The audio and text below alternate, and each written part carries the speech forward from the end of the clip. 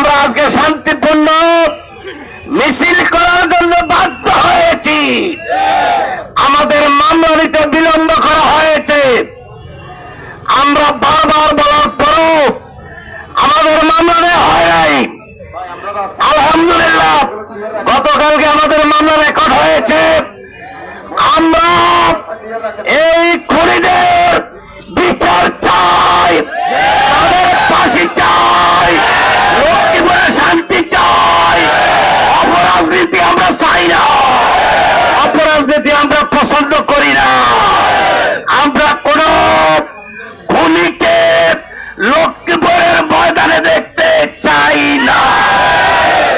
আমরা প্রশাসনের দৃষ্টি আকর্ষণ করতে চাই, অনতিবিলম্বে কাউসারবাড়ি খুনিদের গ্রেফতার করতে হবে।